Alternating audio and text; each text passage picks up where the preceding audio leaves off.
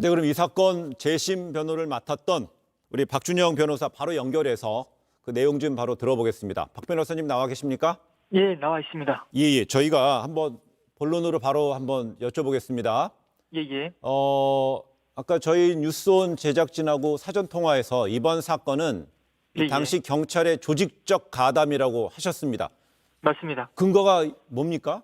네, 이 사건의 죄명 자체가 네. 앞서 말씀하셨듯이 강도살인, 강도상해, 강도강간, 특수강도, 특수강금 등 8가지 죄명인데 이게 다 전부 다 무죄가 나왔거든요. 네. 장씨 같은 경우에는 정말 잔인한 조작이 있었고 고문과 가혹행위 등 아주 강압적인 수사가 있었습니다. 예. 그리고 또 이 고문 등에 가담한 경찰, 그리고 그 고문들을 사실상 승인하고 묵인하는 사람은 형사과장으로도 보이거든요. 그래서 네. 형사과장의 책임하에 아주 조직적으로 잔인한 수사가 있었다고 저는 보고 있고, 네. 이 공적 방송이라는 점에서 제가 하는 말의 무게감도 분명히 알고 있거든요. 네. 조직적이고 잔인한 수사였습니다. 조금 전에 말씀하실 때 특정 경찰 간부의 직함을 이야기하셨잖아요. 네, 맞습니다. 그러니까 거기에 대해서 그 이제 재심 재판을 하시면서 예, 예. 뭔가 거기에 대해서 명확한 증거를 가지고 하시는 말씀이신가요? 네, 당연합니다. 형사과장, 그리고 이 사람은 영화의 실제 인물로 또 알려져 있고 또 아주 정의로운 형사로 또 그려졌습니다. 그 사람이 이 사건 수사에 가장 큰 위의 책임자이고, 예. 그 사람은 고문과 가혹행위, 자백종용을 사실상 승인 또는 묵인했습니다. 이것은 저의 어떤 개인적인 판단만이 아니라 또 법원에서 인정한 사실이기도 합니다. 결정문에. 그럼 지금 말씀하시는 건 특정 경찰서의 특정 간부 그 직함 말씀하셨고요. 또 영화에 관련된 소재로도 됐다 이렇게 말씀하셨고요. 네, 예, 그렇죠? 다른 사건입니다. 다른 사건에서. 다른 사건에서요. 네, 이 사건이 아니라 다른 사건을 영화화했는데 그 영화의 실제 인물로 알려져 있고 인터뷰도 많이 했죠, 이 사람이.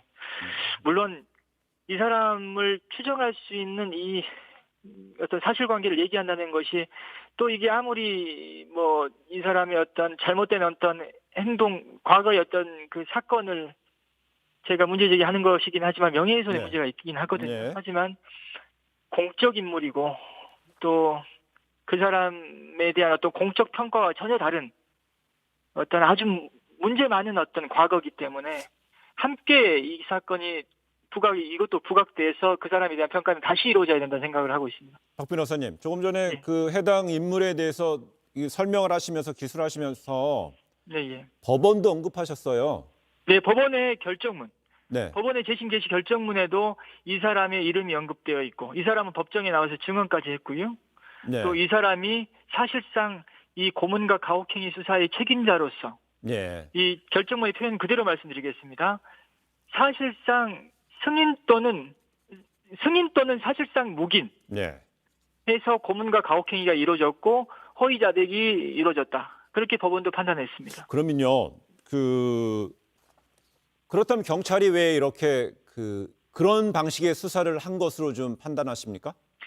영화나 드라마 보면 처음부터 뭐 범인 아닌 사람을 잡아다가 범인 만드는 그런 모습도 많이 그려지긴 하는데 이 사건에서 저는 그렇게 혐의점이 없이 그냥 막무가내로 사람을 잡았다고 생각은 하지 않습니다. 예. 왜냐, 최인철 씨가 봉사활동을 하는 과정에서 공문을 사칭해서 3만 원을 받았다는 혐의가 어제 인정이 됐고 그게 이제 선고유예 판결을 받았거든요. 이렇게 용의선상에 어떤 올리는 과정에서 전혀 뭐 아무것도 없었던 건 아니지만 수사를 하다 보면은 이게 이 사람은 이 사건과 무관하구나는 걸 얼마든지 알 수 있었음에도 불구하고 고문과 가혹행위로 자백을 받아놨는데 이 사람들은 이제 혐의 없다라고 풀어줄 수는 없잖아요. 예.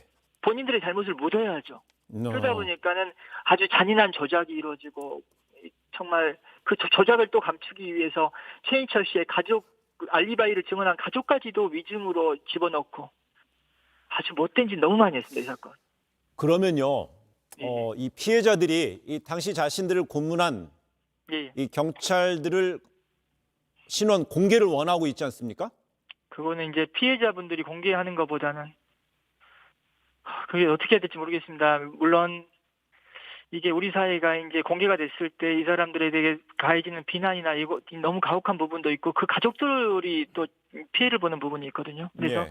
신중해야 되는 것이고 다만 이제 앞서 말씀드린 바와 같은 영화의 실존 인물, 그리고 또 굉장히 어떤 정의로운 형사로 알려진 이 사람 정도는 공적인 어떤 비판 대상으로 올려놔야 되는 것 아닌가라는 생각을 저는 갖고 있습니다. 그렇다면은요, 오늘 그 경찰에서는 사과문을 통해서 이 피해자들한테 사과를 했는데요. 예, 예. 이 수사에 직접 가담했던 이런 예, 예. 인물, 지금 언급한 인물을 포함해서 그 인물들 예, 예. 사과를 하거나 네. 그 법적 처벌을 받을 수 있는 방식도 좀 그 생각하고 계시는 건가요? 일단 경찰청의 사과는 진정성이 없습니다. 왜냐하면은 네. 사과의 당사자, 피해자가 가족에게 위로와 뭐 사과를 한다고 하는데 전혀 전화 한 통 없이 그냥 기자들한테 보도자료 배포했어요. 이건 진정성 전혀 없습니다.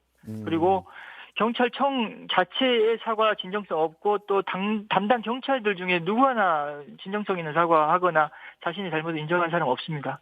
이들을 상대로 약천오거리 사건과 3대 사건과 마찬가지로 대한민국뿐만 아니라 이들 공권력을 상대로 해서 손해배상 청구 소송하고 이들 중에서 법정에 나와서 증언한 사람들은 위증이거든요. 이 위증에 대해서는 책임 추궁할 수 있습니다. 그래서 예. 이 위증에 대해서 고소도 진행할 예정인데 예.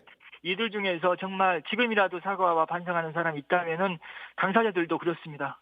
막내 경찰 같은 경우에는 우리가 용서해야 될 거 아니냐, 사과한다면 그런 네. 생각 갖고 있거든요. 네. 지금이라도 하루빨리 이분들에게 진정성 있는 사과를 하길 바랍니다. 예, 알겠습니다. 예. 지금까지 낙동강변 살인사건 재심 사건을 맡았던 박준영 변호사와 전화 연결했습니다. 뉴스온 인터뷰 고맙습니다. 감사합니다. 네.